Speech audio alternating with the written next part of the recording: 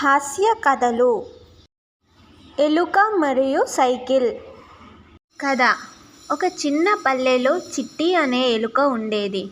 అది ఎప్పుడూ చురుకుగా తలదూర్చే స్వభావం కలిగినది. ఎవరైనా కొత్త వస్తువు తెచ్చుకున్నా మొదట చూసేది చిట్టినే. ఒకరోజు గ్రామంలోని రాము అనే బాలుడు కొత్త సైకిల్ కొనుక్కొచ్చాడు. అది మెరిసే రంగులతో, మోగించే బెల్లుతో చాలా అందంగా కనిపించింది.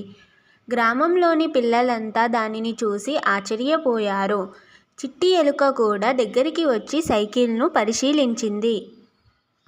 ఆహా, ఈ చక్రాలు ఎంత పెద్దగా ఉన్నాయి! సైకిల్ ఎక్కితే నేను కూడా పల్లెలో పెద్దవాడిని అవుతాను అని అనుకుంది. రాత్రి అందరూ నిద్రపోయిన తర్వాత చిట్టి ఆ సైకిల్ దగ్గరికి వచ్చింది. ఆమె మనసులో ఆలోచన, ఇప్పుడే నా రైట్ టైం. అది చక్రాల మీద ఎక్కడానికి ప్రయత్నించింది. మొదట రాడు మీద జారిపోయింది. రెండోసారి పెడల్ పై ఎక్కింది. చివరకు హ్యాండిల్ పట్టుకొని నిలబడింది. కాసేపు గర్వంగా అంది, వావ్, నేను ఇప్పుడు సైకిల్ మీద ఉన్న ఏకైక ఎలుక. కానీ కొద్దిసేపటికే సైకిల్ కదిలింది. ఎలుక గాలిలో తూలుతూ కేకలు వేసింది. ఓ, ఇది ఆగడం లేదు, ఎవరో ఒకరు బ్రేక్ వేయండి. చక్రం తిరిగి చెరువు పక్కన ఆగింది. ఎలుక మట్టిలో పడిపోయింది. కాళ్ళు మురికి, ముక్కు ధూళితో నిండిపోయాయి. చిట్టి తలగొక్కుంటూ అనుకుంది, సైకిల్ నడపడం కంటే నేను ఊళ్ళో చుట్టూ పరిగెత్తడం మంచిది.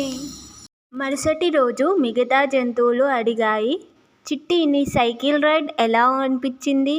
ఎలుక నవ్వుతూ అంది, బాగానే ఉంది, కానీ బ్రేకులు వేయడం నేర్చుకోవాలి.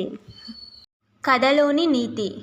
ఆత్మవిశ్వాసం మంచిది, కానీ అహంకారం ప్రమాదకరం. ఏదైనా నేర్చుకోవడానికి ముందు జాగ్రత్త, అనుభవం అవసరం. కాకి మరియు మిరపకాయ. కథ. ఒకరోజు ఒక కాకి చాలా ఆకలితో ఉంది. చుట్టుపక్కల ఆహారం కోసం వెతుకుతూ వెళ్తూ ఒక ఇల్లు ముందు ఆగింది.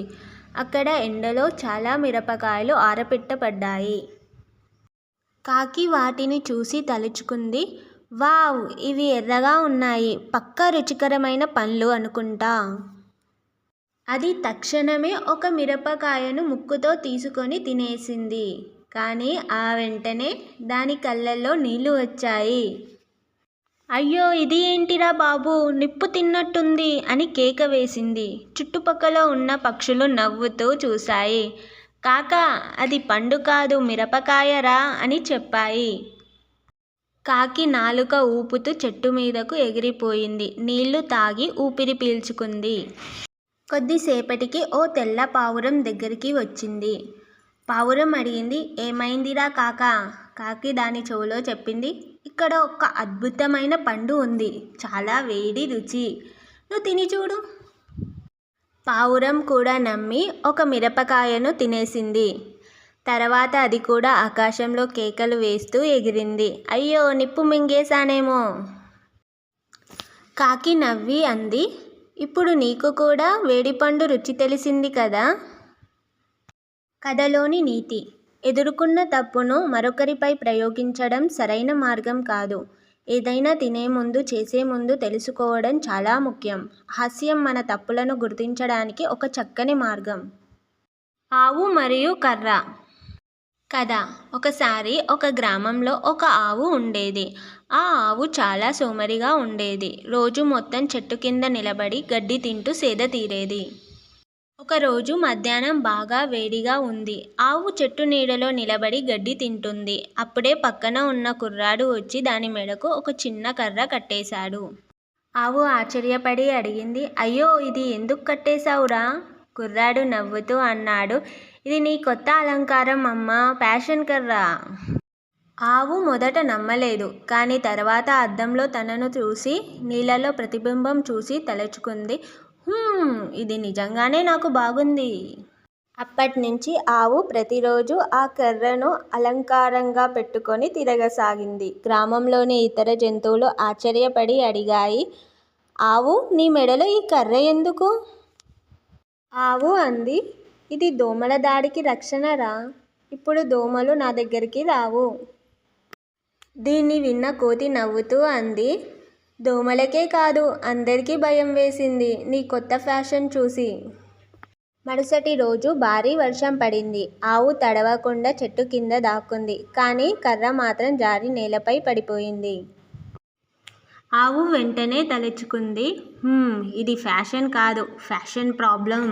తర్వాత కర్రను తీసి పక్కన పెట్టేసింది. అప్పటి నుంచి ఆవు ఎప్పుడు ఫ్యాషన్ కన్నా సౌకర్యాన్ని మొదటగా చూసేది. కథలోని నీతి: చూపు కోసం చేసే పనులు ఎప్పుడూ ఉపయోగపడవు. అవసరం లేని అలంకారం కంటే సౌకర్యం ముఖ్యం. ఇతరుల మాటలు నమ్మే ముందు ఆలోచించాలి. సరదా పాఠం, ఫన్నీ మెసేజ్: ఆవు ఫ్యాషన్ కర్ర పెట్టుకున్నది ఫ్యాషన్ కాదు, ఫన్నీ అయిపోయింది. కానీ ఆవు చివరికి నేర్చుకుంది, తెలివిగా ఉండటం ఫ్యాషన్ కన్నా మంచిది. కోతి మరియు టోపీ కథ: ఒక గ్రామంలో టోపీ అమ్మే వ్యాపారి ఉన్నాడు. ప్రతిరోజు గ్రామం నుంచి గ్రామానికి తిరుగుతూ టోపీలు అమ్ముతుండేవాడు.